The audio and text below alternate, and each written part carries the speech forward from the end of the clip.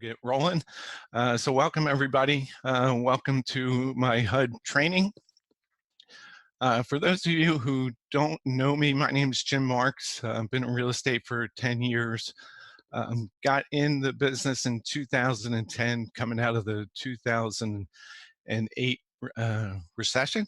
For those of you who've been around since back then, you'll remember how difficult 2009 and 2010 were in real estate. And it quickly became clear to me that if I was going to survive in this business, I needed to adapt. So shortly after I got into real estate, I joined an REO team, learned all about the business, and back then REO was booming. So I got thrown into it and was sink or swim. So had a good teacher, learned a lot about it. Back in 2015, I joined Springer Realty Group. Back in, it was fall of 2015. Shortly, a few months after that, I received the HUD contract for this area to become a listing agent for HUD.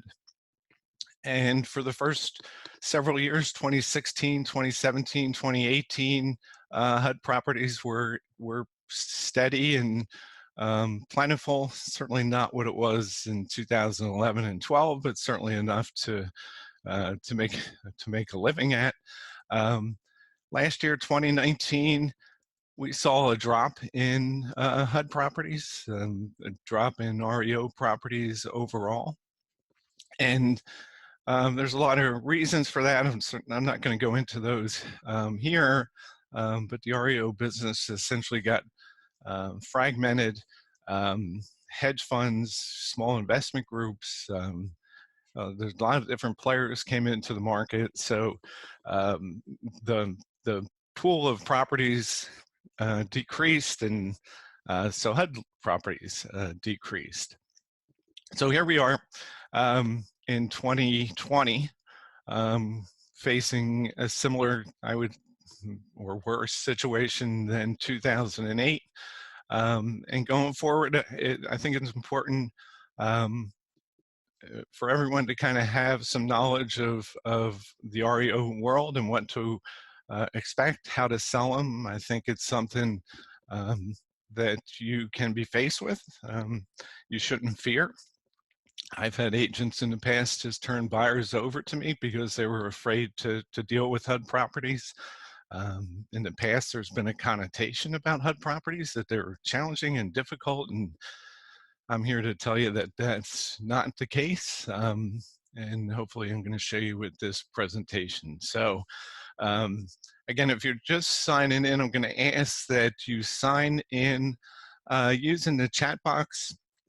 One of my responsibilities as a HUD listing agent is to hold this training periodically. I figured this is as good a time as any, since we're all kind of stuck in our house right now and looking for ways to improve our business and our skills.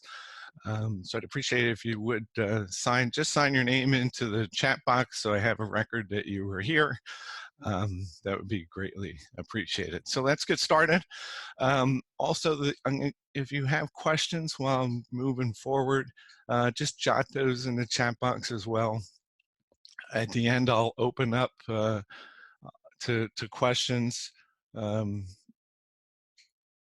we can kind of take it that way. So to get started, here's a little bit, and it just said this, but here's a little bit about what we're going to cover. An intro to HUD today, the bidding process, the e-signature process, and contract to close.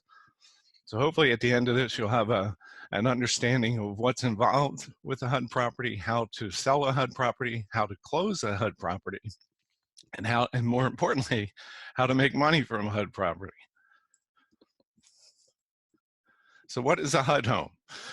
So in years past, and HUD homes were perceived as a low-end housing, which in some cases is true. HUD's a big department of the government. Some of the things they do is Section 8. They do low-end housing, but it's not just that. It's everything in between as well. So the HUD portion that I deal with is selling properties that have been obtained through foreclosure. Those properties are usually 1 to 4 unit single family residences that were acquired as a result of a foreclosure on an FHA mortgage. So essentially, HUD is an insurance company. They insure the loan, an FHA loan. When it defaults, that lender gets essentially, I am simplifying this, it's much more complicated, but for the essence of this,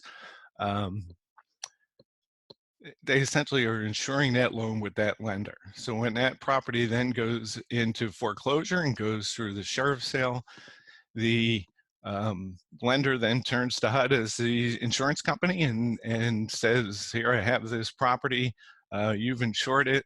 So HUD essentially covers the loan for that lender, and then they acquire the property. So it's then their role then to dispose of that property or to sell it. So these properties are they are inspected, they're cleaned up, their safety issues are addressed so that they're safe to go into, and then they come to me to be listed for sale. Some of them, and they're all different conditions. Some of them are move-in ready, others are not so lucky. But they are all sold as is. So while HUD will do safety inspections, they won't do any kind of repairs to the properties. So they're not going to go in and fix a heater or plumbing or any of that. They'll check it. They'll try to determine what the condition is, but they're not going to do any repairs to it.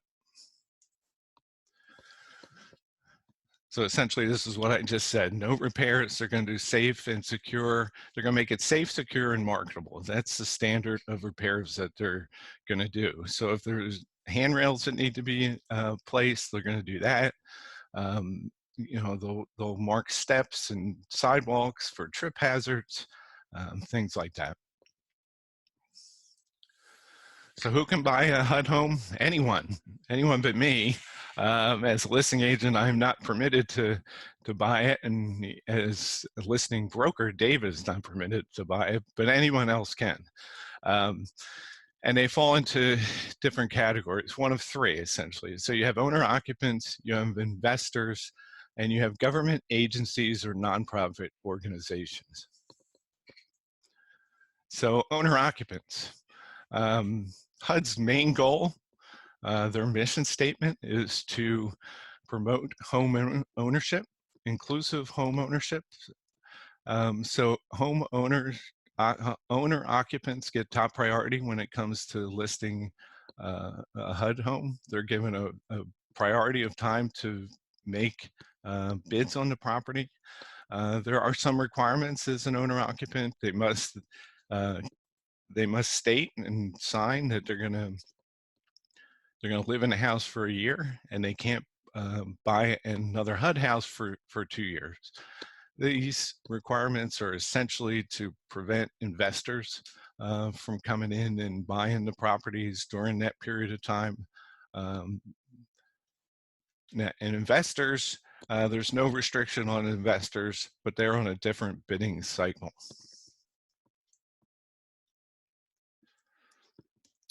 So bidding on HUD homes. Where do you go? What do you do? How do you find them?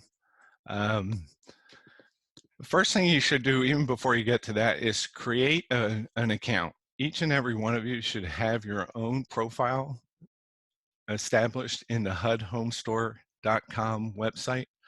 Essentially, you're going to go to that website, and then up in the upper right-hand corner where it says bidder, you're going to click that link, and it's going to take you to a form that you're going to create your own profile.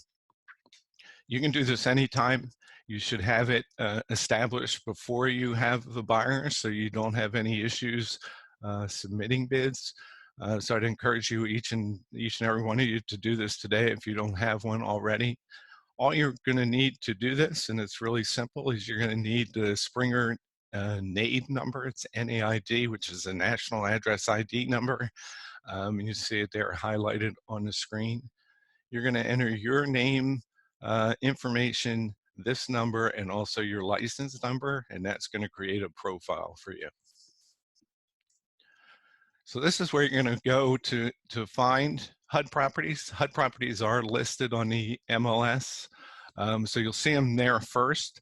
But this is really the site where you're going to want to go to find out more information about the property. This is going to make you an informed agent, because there's a lot of information here that buyers are going to ask you about that you're going to need to know that you may not be able to determine on the MLS. So if you have a buyer who's interested in a HUD property, saw it on Trulia or Zillow, and is asking questions, this is the site to go to.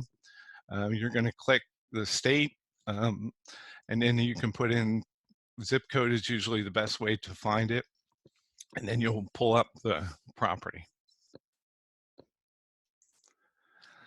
So this is what it's going to look like when you pull up a property. And a couple of things to note here. One is the bid submission deadline at the top of the screen there. That is the period of time that offers will be accepted. So in this particular case, offers were being accepted daily and then are reviewed the next day.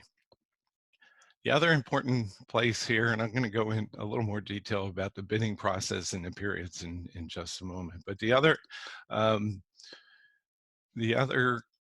important information here is the FHA financing box, and I'm going to go into the details on what this means too, but this is where it's going to tell you, sort of gives you an idea of what the condition of the property, if it can be insured using FHA financing or not, if it's 203K eligible or not. You're going to find that right here. And then also information about the property, there's a few photos. These tabs across the top is agent info, maps, which is pretty useless. So let me talk a little bit about the financing codes. So the financing codes, there's three determinations for financing. One is insurable, so it meets all the guidelines for FHA financing. A buyer can use FHA financing, and there's definitely benefits for using an FHA loan on a HUD property, and I'll talk about those in a moment. IE is insurable with escrow. So essentially, HUD has gone in when they've done their inspection, they've determined that the repairs that need to be done to make it an FHA insurable property are under $10,000. You know, you sort of have to be careful with that. They're going in, their repairs may or may not be accurate. But they will make a determination based on the reports that they get, whether or not they believe it's insurable with an escrow amount. So that escrow amount, and I would encourage you to have discussions with the lenders that you know, because this can be handled in a couple of ways. HUD says it can be added onto the mortgage amount. I've had other lenders tell me that the buyers need to bring this money to the table, and essentially it's escrowed for repairs to be done after the loan. That's a discussion you need to have with the lender. I know there's lenders out there who may or may not do this, but you should have this discussion prior to showing these properties with the lender, so you know exactly what you're dealing with. And then you have uninsurable. The condition of the property is so bad that unless it's a 203K, it's not going to be able to be financed using an FHA loan.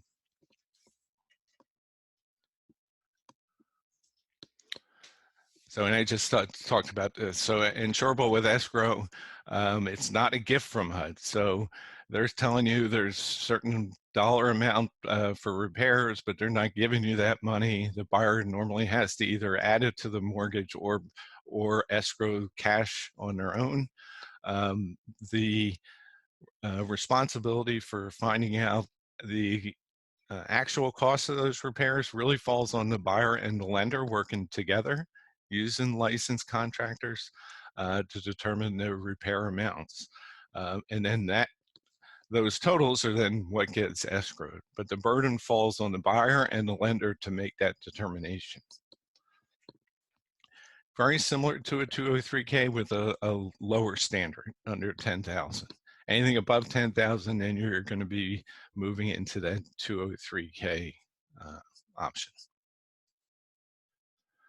The other thing on the screen when you go to pull up a property is the addendums, and this is really a lot of agents don't know about this. A lot of people, it's really hidden. It's really kind of hard to find, but this is where you're going to find out all the information about the property. And you'll hear you know, REOs, they don't need to have seller's disclosures, and there's no requirement for that. But if you come to this site right here, HUD's going to tell you what they've determined to be the condition of the property. There's two things that they have. They have a disclosure report and a PCR, which is a property condition report. They are found under the addendum tab of the property. And when you go there, you're going to see something like this. This is the property condition report. Again, it's not intense. It's not like a home inspection report. It's a crew that goes in, they'll do some testing of the property. They're going to check electrical, they're going to check plumbing. They're going to usually pump pressure into the plumbing and test to see if the plumbing system will hold pressure. If it doesn't, then it'll fail, which this one here did. If it does, then it'll pass, certainly, which means it'll hold water if the water is turned on. They'll check water heater, electric, all of the major mechanical systems they're going to check. But they're only going to check to a certain degree, right? They'll pump pressure into the plumbing system. If that pressure gauge starts to fall, they're not really going to go any further than that. They're not going to try to determine where it's coming from, the extent of it. Sometimes they might put a comment that they think it's a faucet or something, but it's not very extensive. That's going to fall on the buyer to do those more thorough investigation. The other report that you're going to get, and this comes right from these inspections, is a property disclosure and repair form. So they put some notes in here about what they think the property needs and the repairs that need to be done. And it's helpful to kind of determine what, you know, gives you an idea of what you're dealing with. Now in this one, you'll see here it says uninsurable. In the middle of that, at the bottom of that middle box, it's uninsurable because they went in and determined that the repairs exceeded $10,000. So for this particular property, a 203K loan would be the only option, or cash, obviously. So that's where you're going to find out this information. So you take this information prior to going out to show a house, you're going to be in a much better position to answer any questions that your buyers are going to have. Or even if they're qualified to purchase. I mean, if they're looking for a conventional loan, you know, maybe this is not the best property for them to use a conventional loan for, right? So, you know, maybe you can direct them to a different option. Okay, so bidding periods. So when a property gets listed on the HUD Home Store.com, they have different bidding periods. There's something called a lottery. A lottery it's not very common. A lottery is reserved for specific buyer types. So that would be nonprofits, government entities, or they have a program called the Good Neighbor Next Door. The lottery properties you only really find in urban areas. I've had a couple in my years of doing this, and they were in Coatesville.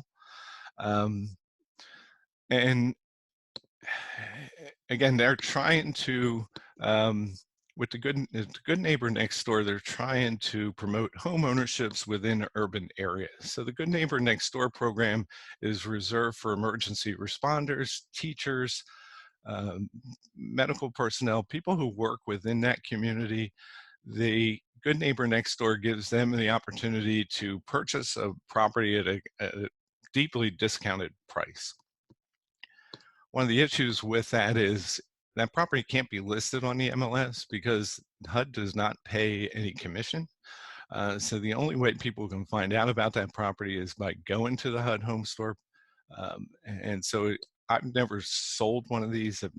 I have some agent friends of mine who've had some luck with these, but I've never particularly sold them. So it's not very common, doesn't happen very often. The rest is general market. So all other properties that come in get listed out, and they'll go into what they consider a sealed bidding or exclusive bidding period. And that what that means is for the first so many days. Normally, the first 15 days are reserved for owner occupants only. And then on day 16 after that, it'll open up to anybody. At that point, it becomes a daily bidding or an extended bidding property, and then anybody can submit a bid on it.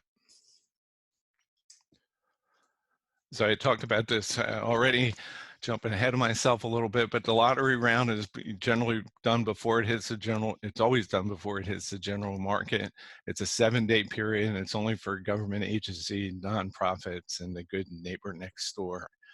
The general market listings, if they're insurable or insurable with escrow, they go into a 15-day owner occupant exclusive. So the first 10 days, it's an accumulated bidding. So the first 10 days, HUD does not see any of those bids. They go into their computers and they stay there. I've been told that nobody who even works for the management company can access those bids. On day 11 is the first day that any of those bids will be reviewed. And they're reviewed by computer.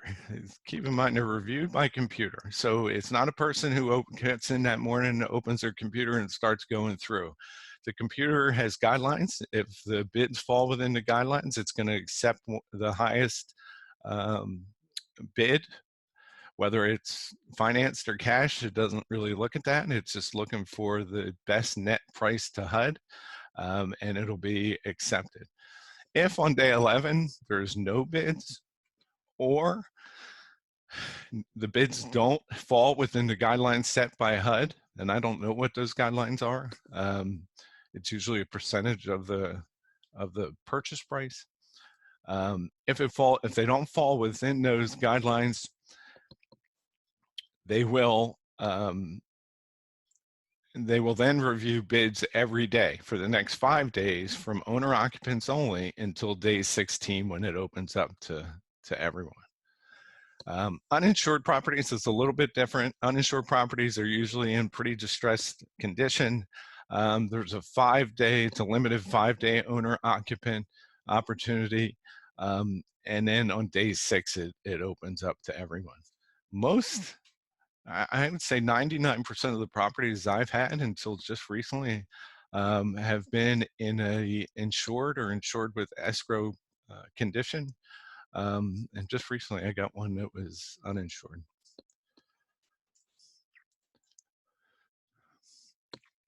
So the home bidding process for HUD is only online. It's the only way to submit a bid is through using the HUD Home Store website. And agents must submit bids on behalf of buyers. Buyers cannot submit their own bids. So that's something that we do for them. Okay, so submitting a bid. So I'm going to bear with me here for just a second. I'm going to show you what it looks like when you actually submit a bid online.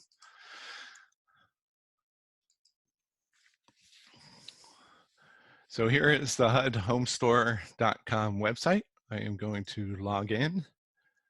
I am going to type in my information, and I'm going to log in.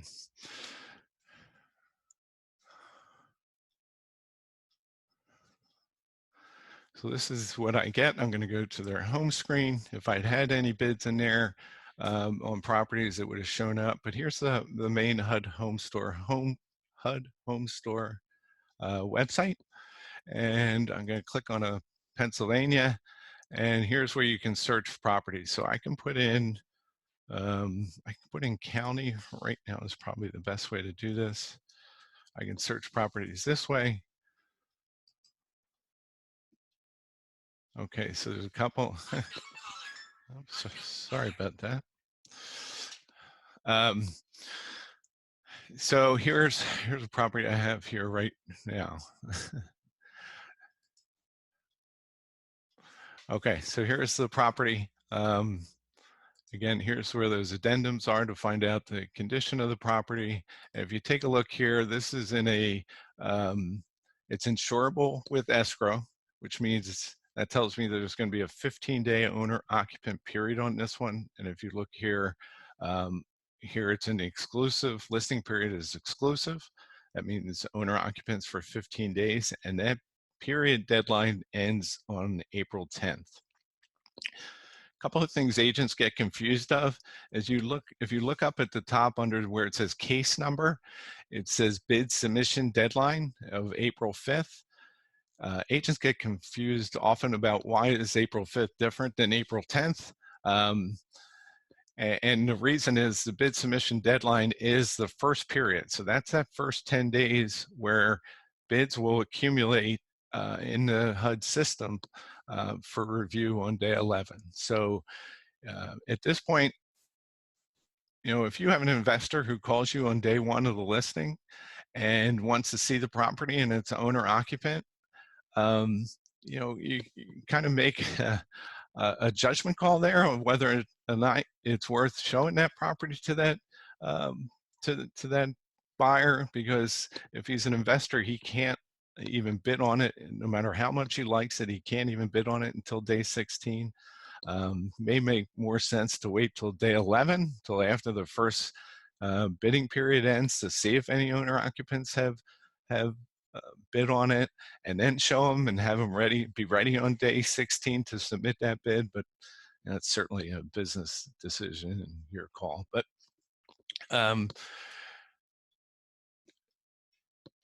so I from just this and from the addendums, there's a lot of information I can determine about this property. But for this example, let's assume I've been to the property, I've seen it, I have a buyer who's interested, and I want to make a bid on the property.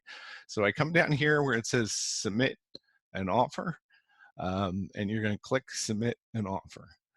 From here, you're going to type in your information. Now you're the selling broker, and you're going to type in the NAID number. This is the Springer NAID number. And you're going to type in your license number. Oops. You're going to say you're not a robot, and then you're going to verify traffic lights. Hold on.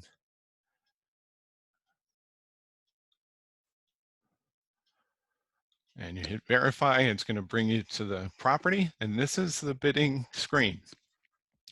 So you're going to need a couple of things from your buyer to submit this. You need their name, their address, and their social security number. Very important that the social security number is provided, because HUD's going to take that social security number, and they're going to make sure that that buyer has not purchased a HUD property. If they're indicating they're an owner occupant here, that they haven't purchased a owner occupant property in the last 12 months. Or 2 years.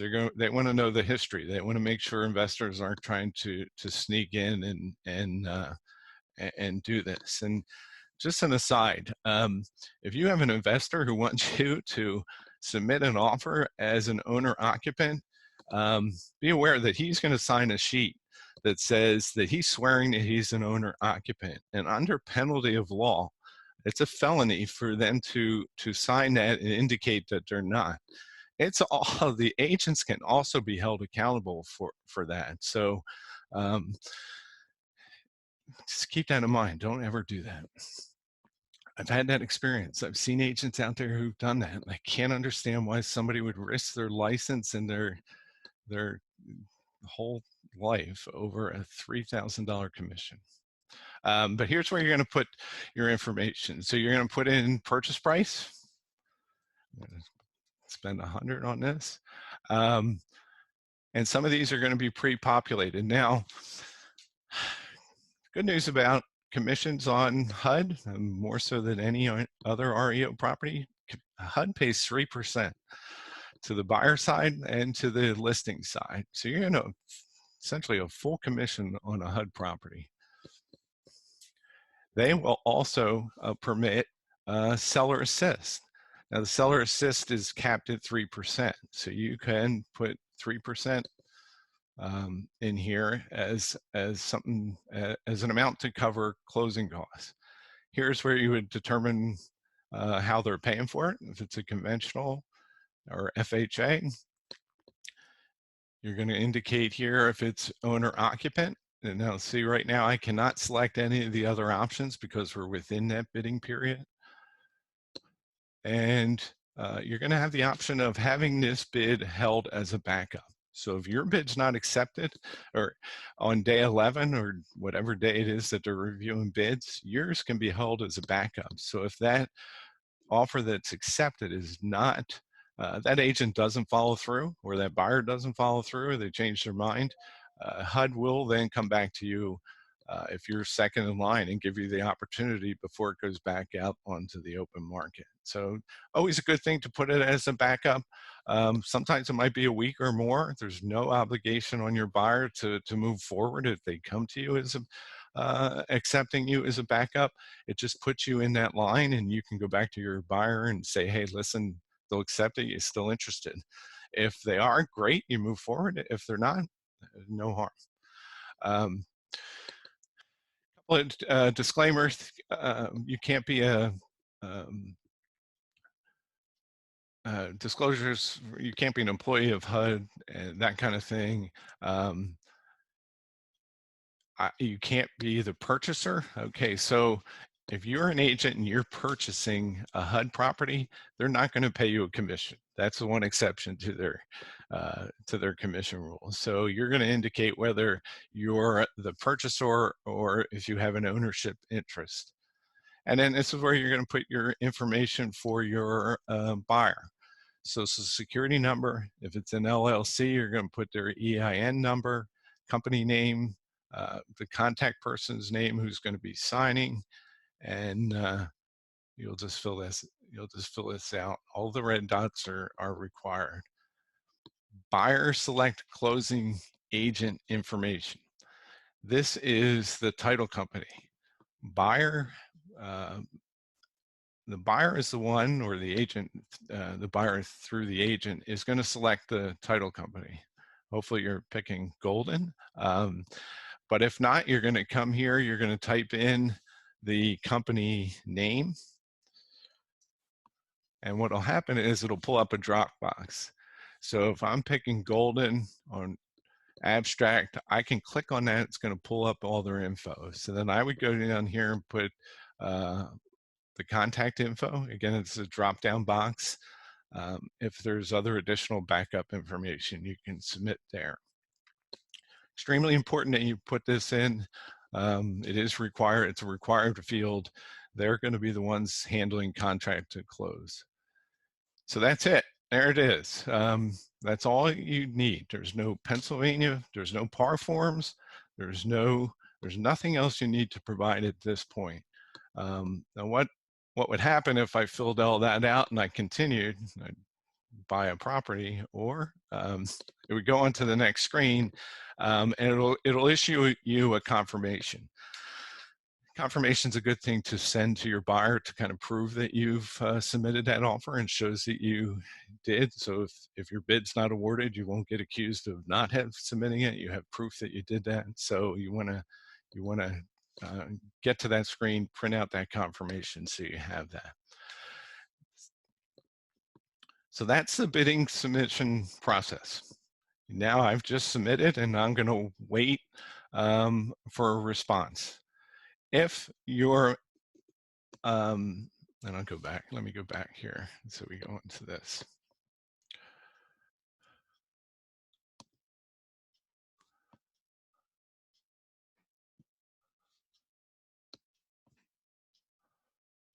Okay. So I'm going to skip through these slides because I've covered all these in the demonstration. Uh, um, so if your buyer is not selecting a title company that's is not in that drop-down list, you can still enter that company's information, but you're going to have to make sure that that title company is HUD approved. HUD approved is a process they go through, and they've signed an agreement with HUD that they're going to meet the requirements as set by HUD to close the property. If they're not in the system, you're going to have to get their E&O insurance. You're going to have to get their license. You're going to have to upload that. It's a little bit more. There's a little bit more work involved there as far as that process. So I would strongly recommend using a HUD title company that is in their system and that has experience, because a lot of title companies don't, they don't do a lot of HUD properties, and they may forget how to do them. And they are the main point of contract to close. So it's really important that you have confidence in the title company that you're selecting, that they have experience, because if they delay closing, it could cost your buyer money. So just keep that in mind. That's the conflict of interest. Additional notes about bidding. So Friday, Saturday, and Sunday bids, if you're submitting over the weekend, that's considered one bidding group, and those bids are reviewed on Monday. If you are submitting a bid during the week, if you submit it Monday, they're going to review it on Tuesday. So you will have a response later in the day on Tuesday if they've accepted your bid.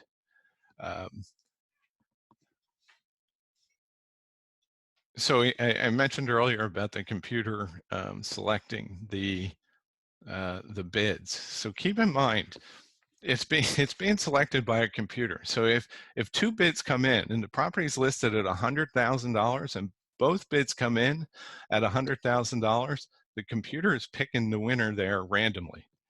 It's a coin flip. If you have 10 bids and they're all the same, it's just picking it out of the hat. Always good idea with a HUD property to add $1, add $100, make it a number that is not likely to be duplicated by anybody else. That'll give you a higher chance of winning a bid over your competition. Even $1, that computer's going to see $1 more to HUD, and they're going to pick your bid. Talked about that. So HUD will do a couple of things. Once your bid is reviewed, they're either going to accept it, they're going to reject it. I've never seen that happen. Or they're going to counter it. And the counter, what you're going to get an email that's going to say something to the effect that thanks for your offer, but HUD has not accepted it. The final acceptable net price to HUD is X amount of dollars. So on the example I was using at 100,000, you may get a, if your offer was 60, your buyer's offer was 60,000, you may get a counter from HUD that says the net acceptable bid to HUD is 80,000. That does not mean that the purchase price is 80,000. They're talking about the net amount to HUD. So the net amount to HUD, you need to put back into that the commission amount, the 6% commission, and any seller assist if you were asking for a seller assist. So that the purchase price is 80,000 plus 6% plus the seller assist, if any. That's going to be the acceptable purchase price that HUD's willing to accept. That's really confusing. A lot, it's really, I don't know why they do that, but that's the way they present their counter offers. And the counter offer is a final. It's not a counter like we're going to counter this and you come back and you go back and forth like what you're normally doing. they're going to counter you at their lowest acceptable bid at this moment. And that may change in 30 days, but for the time being, this is all they're willing to accept. It's a final counter. Keep in mind that counter goes out to anybody and everybody who has submitted an offer on the property. So if you've submitted offers on HUD properties and then 3 weeks later you get an email from HUD saying this is the net, and your bid had not been accepted and your buyer's gone away, you're getting this email saying they're now willing to take X amount of dollars. That's going out to everybody. So everybody's going to have an opportunity. Now you'll have a priority over it, but that priority doesn't last long, and somebody else can come in and accept it at that. So keep that in mind. Okay, few years, when I started this with HUD in 2016, everything had to be signed in ink, had to be blue ink. Hey, couldn't be this, couldn't be that, it had to be in person. It was such a pain in the neck. You had to run everywhere to get people to sign. You had 48 hours to get it done. It was difficult and really inconvenient. About a year or so ago, they moved to, finally they got with it and got into electronic signatures. So after your bid is accepted, so what happens next? You're going to get an email saying your bid's been accepted. You're going to go back to the HUD Home store. You're going to log in, and you're going to go to the Accepted Bids tab. Under that tab, you're going to see a checklist.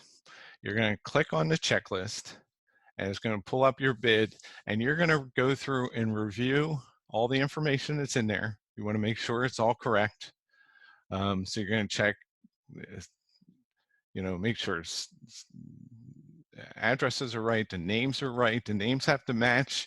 The name you add here is the name that's going to go on the deed. So you want to make sure that matches. You're going to make sure title company information is right. If they may ask you for that title company's E&O insurance and license if required. And you're going to go through that, make sure that's all correct.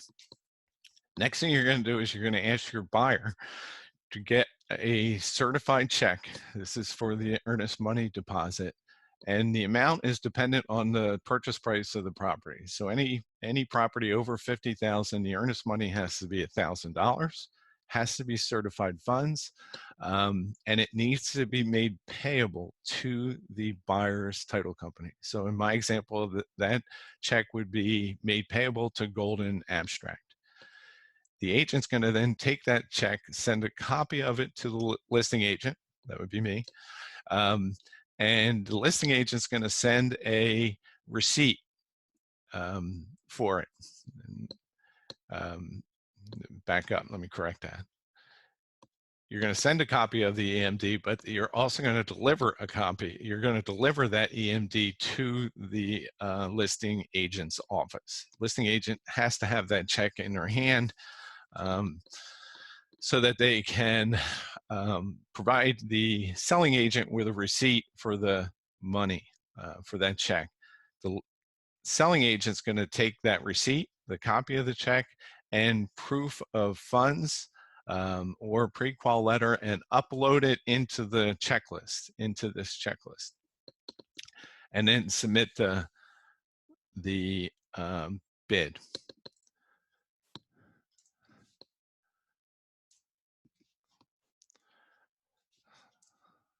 So what happens next? So once that's all done and everything's been uploaded to the HUD Home Store site, RE Global then generates an e-signature. Now, RE Global is the asset management company for HUD. We don't actually ever deal directly with HUD. RE Global is a subcontractor of HUD and handle the disposition of the properties here in Pennsylvania. So they're the ones managing and communicating, and you'll get emails from RE Global, not directly from HUD. So RE Global then generates the e-signature envelope. It's a DocuSign envelope. and it's going to come back to the agents for review, and you're going to make sure that all of the right parties are identified, and then it's going to go. What happens is once you click finish, it's then going to go out for signatures, and there's a order that they go out to be signed. First signature is the broker. So in our case, that would be Dave. Dave would get an email to sign the to click on it. We all know Dave responds very quickly. So within minutes, Dave will have that signed. Next step, it's going to go off to the buyers, and they're going to sign. And then it'll go to the title company. So in my case, it would go to Golden Abstract in this example. Keep in mind, if it goes on a Saturday, they may not see it till Monday. It's always good to kind of call, send an email, just give them a heads up that it's coming so they know, because they may or may not know. If it's not Golden or if it's another title company, they may or may not know. It may go into spam. So this process is really dependent on you staying on top of it. RE Global and HUD are not going to care. And if this isn't completed, they're going to eventually cancel the bid and move on. So really important that you stay on top of all these parties to make sure they sign off. You as the agent are not going to sign. This is a contract between brokers, as they all are. So there's nothing for you to sign. And then the last step is going to go to the asset manager at RE Global. So they're going to be the last ones to sign. And at that point, it becomes executed. Once it's executed, I get a copy. It's really the first time I really see the terms of the sale. As a listing agent, I'm really out of the loop until the executed contract comes to me. I get some information, but not most of it. So this is really the first time I see what's all involved. You'll get a copy. Title company will get a copy. Buyers will get a copy, so everybody will have the executed contract. Once it's executed, buyers do have the opportunity to do home inspections, specifically owner occupants. Now anybody can do a home inspection, investors or owner occupants. Owner occupants, if they do home inspections and they decide not to move forward, they're going to get their money back if it's done within the 15-day period. So investors, on the other hand, if they go in, they do their inspections, determine that they don't want to buy it, they're not getting their money back. HUD's not interested in helping investors in any way. So for owner-occupant inspections, you'll see that link there on the phone, on the screen. There's a field service company. There's a field service manager. That's what FSM is. They're the ones who authorize the home inspection. So you cannot inspect a property, a HUD property, without authorization from the field service manager. The field service manager is going to tell you what you can and cannot do. Specifically whether or not you can turn the water on. So you know, if it had failed the plumbing inspection, you cannot turn the water on, and inspections can be still done on the plumbing system, but you would have to have a plumber do a pressure test on it. Normally electric can be turned on, and they'll give you authority to do that. The buyer is required to then contact the electric company and transfer utilities into their name for the for that inspection, and you're given a period of time. They say 48 hours. Sometimes they're a little bit more flexible if it's weekends and stuff. So you'll have a specific period of time to do those inspections, and then once those inspections are done, utilities have to be turned off.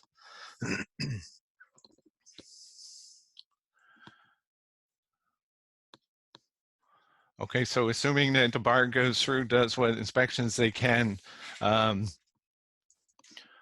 is moving forward, if that buyer is purchasing that property using FHA financing, HUD does do some things for the buyer.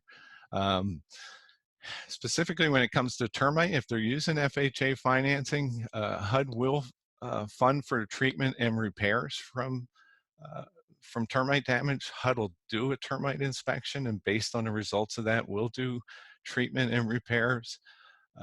If your buyer is not using FHA financing, then any inspections would be their responsibility. The other thing they'll do is lead-based paint. So if the house was built before 78, it's an owner-occupant buyer, and you're using FHA financing, the field service company will do a lead-based paint inspection, and they'll fund up to $4,000 in repairs. For anything that would exceed that $4,000, HUD will then make the determination to just cancel, and in which case the buyer gets their deposit money back, or ask the buyer to change financing to a 203K option.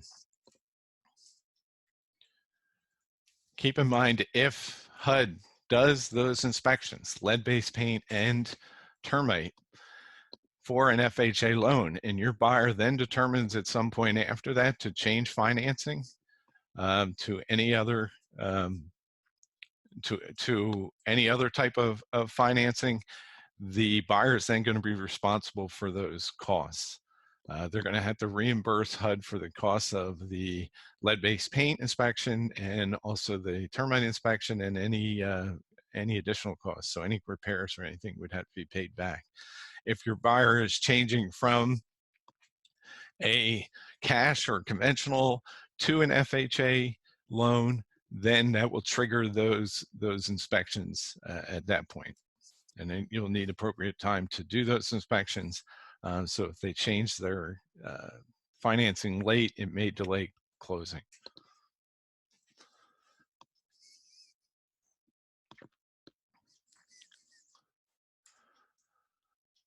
So at this point, and we've been on almost an hour, I'm going to try to summarize this part, because here we're getting to contract to close. So once all those things are done, once your inspections are completed, you know, the burden of closing really does fall upon the title company. The title company does need to, they're going to do all the conveyancing. They're going to order all the certs.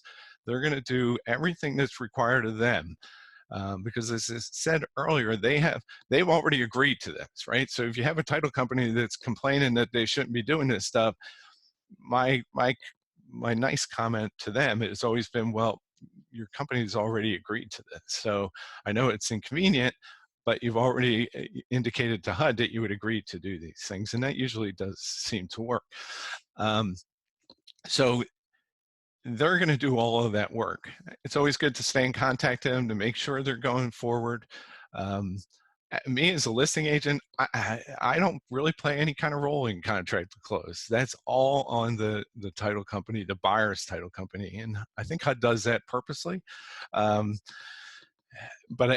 it's been my experience in the years that I've done that, that it really does, it's better than relying on. Years ago, HUD was involved with their own title people, and you know, the workload was problematic and there was delays, but this new system does seem to work really well, especially when you have an experienced title company. So just stay on top of them. Closings depend on the type of your time period for closing is really dependent on the how it's being paid for. If it's a FHA or conventional, it's a typical 45-day contract to close period. That 45 days starts on the day HUD signs. That's the execution date. So it's 45 days from that day. Keep in mind that day might be a Sunday, so you want to keep that in mind, that you're going to schedule your closing a few days before that time. Cash closings are a firm 30 days. 203Ks, they do give 60 days on those. Extensions are available if especially with 203K. If it doesn't look like it's going to close on time, HUD will grant extensions. They're 15-day extensions. If it's the buyer's fault, if the fault is strictly the buyer's fault or delay is the buyer's delay, they're going to charge the buyer a fee. And it depends on the price of the property, the purchase price. So it could be up to $25 a day or $375 for the 15 days. You can ask for, and I would always ask for a waiver. Sometimes you can get a waiver on them. Just kind of depends, I think, on who you're dealing with. Sometimes they're really strict, and they'll make the buyer pay before they extend. 203K, and usually the FHA, they'll give the buyer one kind of free extension, sometimes two with 203Ks, but then after that, they'll get pretty strict. So keep that in mind. If you see that the contract's going to terminate, if the deal's going to terminate, the buyer's walking away, don't let it go, don't ignore it. You know, get in there and ask for the money back, ask for the earnest money back. Most times it's $1,000. Don't let the buyers leave it on the table. You may get an understanding person there will refund it. But if you don't, if you walk away and ignore it and it goes past the purchase date, they're definitely keeping that money. So don't do that. Couple of just quick reminders and we're almost done. I thank you for your time here today. Buyers can't move into the property or do repairs prior to closing. I'll share a little story. I had a property in Pottstown. I had an agent who allowed their buyer to go into the property and start doing work.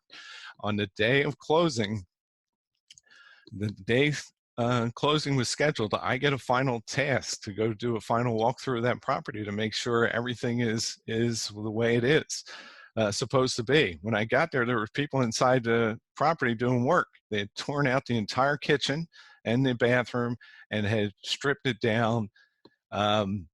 After the guy almost attacked me because he didn't know who I was, I talked to him for a little while, and here he had been given authorization from the agent to go into that property and start doing work on the property. My responsibility was to turn that into HUD. That agent got in a lot of trouble. HUD did not pay a commission to that person. And they got reported for what they did. I mean, it's a serious, they take it really, really serious. They will go after agents when agents do stupid things like this, and there's agents out there who do this. Don't ever, ever, ever, ever do this. I know Springer agents would not, so.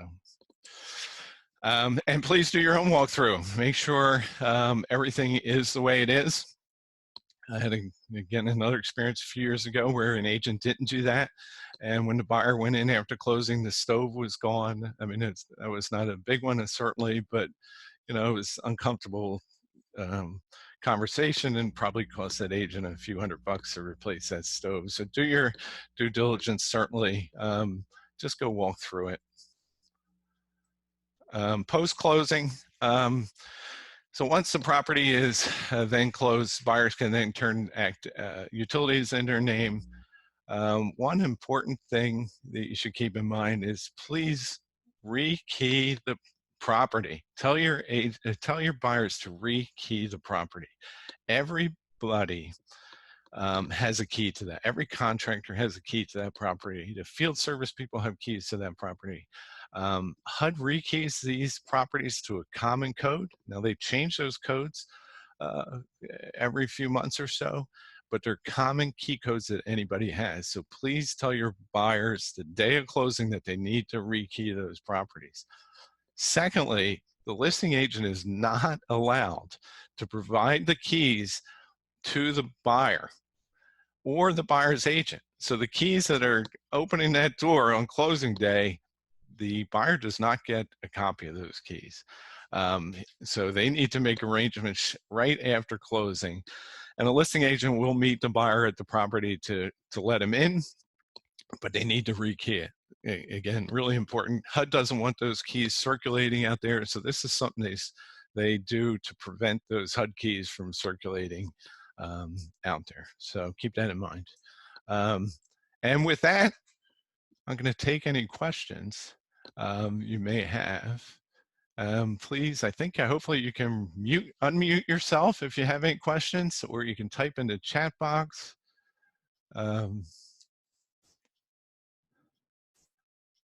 Okay, so I have a couple of questions. What type of title do you get when you purchase a HUD? It is a special warranty deed, yes. Hopefully I'm recording this presentation. I should have been recording it. So hopefully I'm recording it. If I'm recording it, it looks like I am. I'm going to post it on YouTube and we'll share that, and I'll see what I can do about, yes, getting you a printout of this. It's a PDF, so I can email it out to everybody.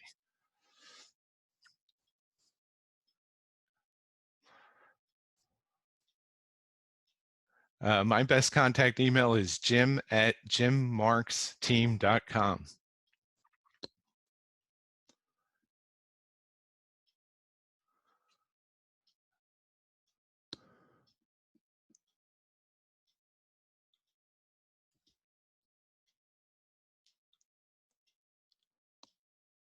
Okay, everybody. If I don't see any other questions, I want to thank everybody for coming. I appreciate your time here this morning. Hope everybody's doing well in this crazy period of time. Hope you're using the time wisely to get better. We all need to improve our businesses, and I have no doubt that each and every one of us are going to do that and be successful. So thanks again for coming, and hope that we can meet up sometime and share a drink and a meal and laugh again like we've done in the past, and I'm sure we will. So thanks again.